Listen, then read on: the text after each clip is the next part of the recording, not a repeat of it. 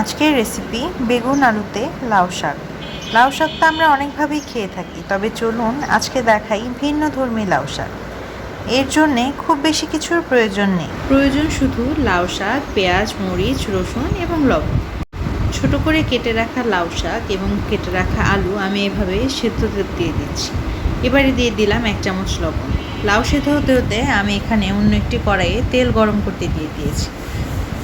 ভালোভাবে তেল গরম হয়ে আসলে এখানে দিয়ে দিচ্ছি কেটে রাখা রসুন কুচি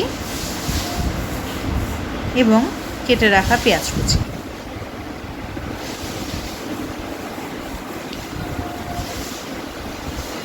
এ পর্যায়ে দিয়ে দিচ্ছি 4-5টা কাঁচামরিচ। আপনারা চাইলে আরও বেশি কাঁচামরিচও দিতে পারেন এবং চাইলে শুকনো মরিচও দিতে পারেন যদি আপনারা ঝাল পছন্দ করেন। এভাবে ভালোভাবে ভেজে নেওয়ার পর দিয়ে দিতে হবে সেদ্ধ করে রাখা লাউ শাক। লাউ শাক যখন প্রায় সেদ্ধ হয়ে এসেছে তখন আমি কয়েকটি বেগুন ছোট করে টুকরো করে এভাবে কেটে সেদ্ধতে দিয়ে দিয়েছিলাম। এ পর্যায়ে সেদ্ধ করে রাখা লাউ শাক, আলু এবং বেগুন পেঁয়াজ রসুনের সঙ্গে ভালোভাবে নেড়েচেড়ে মিশিয়ে নিতে হবে। এ পর্যায়ে আমি দিয়ে দিচ্ছি 1 চামচের মতন লবণ। লবণ দিয়ে দেওয়ার পর ভালোভাবে নাড়িয়ে চাড়িয়ে মিশিয়ে নিতে হবে।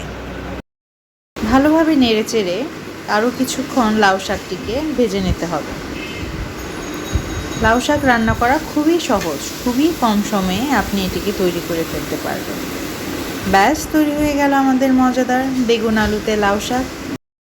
গরম ভাতে লাউ শাক নিয়ে যখন একটুখানি লেবু দিয়ে দিবেন তখন এর স্বাদ বেড়ে হয়ে যাবে দ্বিগুণ। তাই অবশ্যই বাসায় চেষ্টা করবেন এবং আমাকে জানাবেন কেমন লাগলো আজকের রেসিপি।